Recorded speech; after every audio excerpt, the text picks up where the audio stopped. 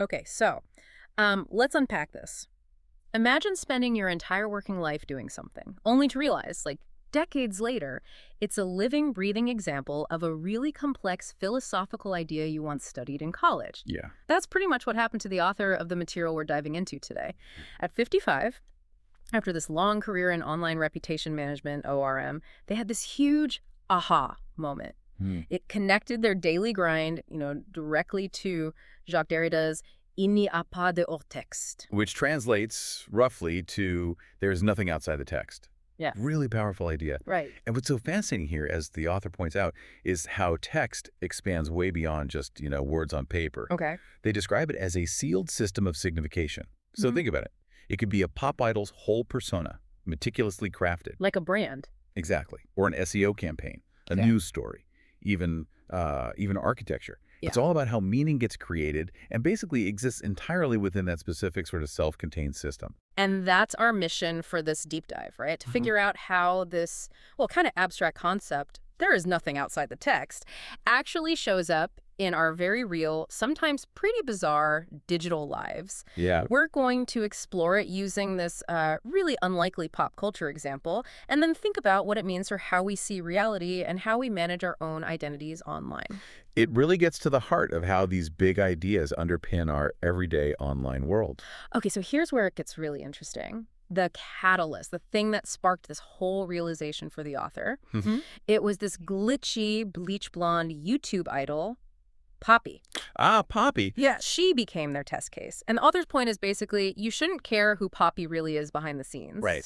Because according to Derrida's idea, none of that external stuff matters. Mm. Poppy is the text. She acts like this perfectly sealed, immaculate terrarium. A white cube. Yeah, a white cube for our minds. And for the author, she was this perfect living mirror of what they do every single day. And Poppy embodies this so well. She really is this complete biosphere, totally self-referential. How so? Well, think about her characteristics, those deadpan eyes, the soft ASMR glitch in her voice, that constant I'm Poppy repetition. Right, that loop. Exactly. It all creates this perfect semiotic feedback loop.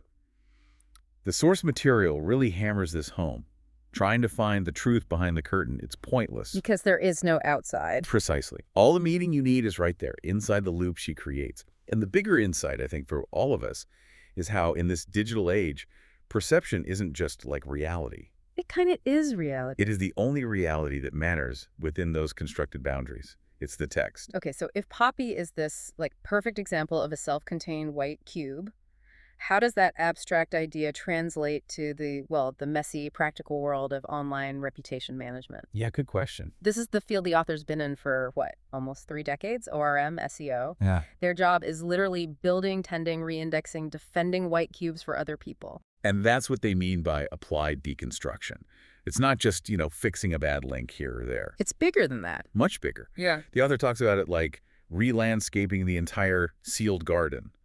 The goal is making sure the whole biosphere stays stable, balanced, self-sustaining. Okay. So that involves actively re-signifying people, almost like controlling the inputs and outputs, the carbonators and oxygen makers of someone's public identity. To what end? So that the algorithm, which, let's face it, is effectively the final reader in our age, only sees and serves up the new curated story. Wow. So you're basically creating a reality where the unwanted stuff just doesn't exist within that accessible text. That's the aim. Which brings us to this really great metaphor the author uses, the duck metaphor. Ah, yeah.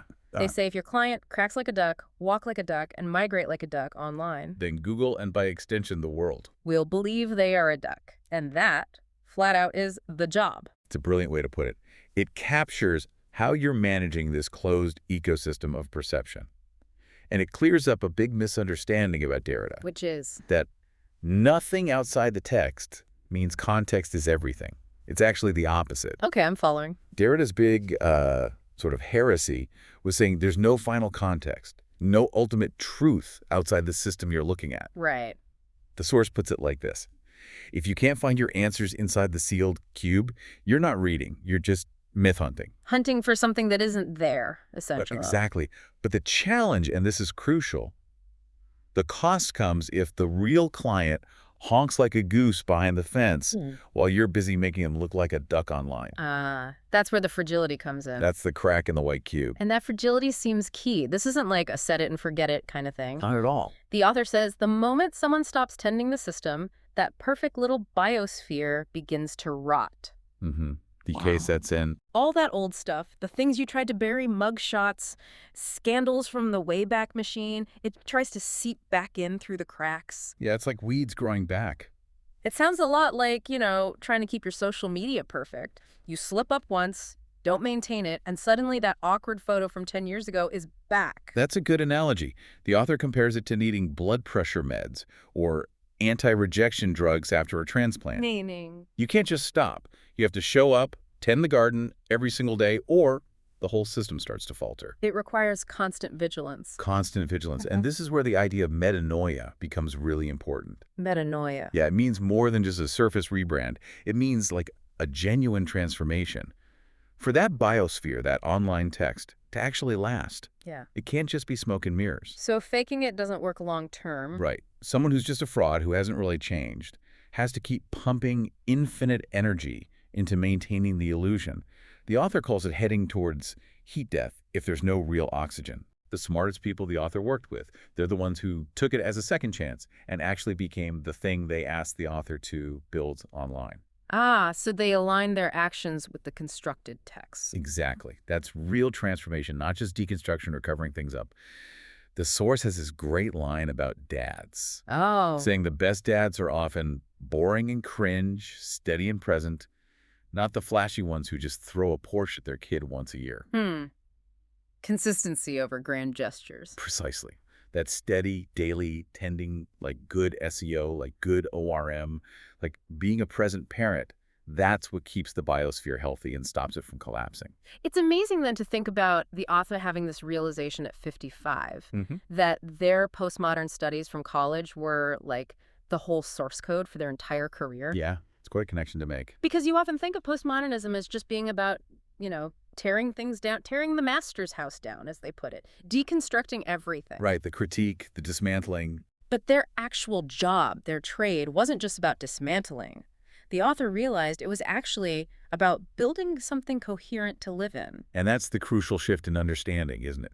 From just taking things apart to actually constructing something stable, something self-referential that can stand on its own. A strong text. A text strong enough, as they say, to stand up to the weather, where all the signifiers reinforce each other and there are no half-dug tunnels for the rats to crawl through.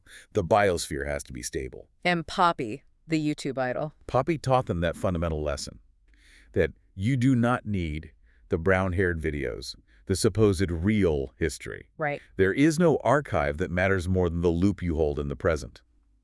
In that sense, Poppy is as real as the weepy slam poet in a dive bar. Maybe, the author suggests, even more real. Because she is her own biosphere, fully realized within its own terms. Exactly. Self-contained, self-sustaining. So, wow, we've really come full circle, back to Il n'y a pas de hors-texte. This deep dive, I think, really shows how it's not just some abstract philosophical phrase. No, it's incredibly practical. It's a reality that governs so much of our online identity, our reputations, even pop culture figures like Poppy. It's all about crafting and then constantly maintaining the text of who you appear to be online.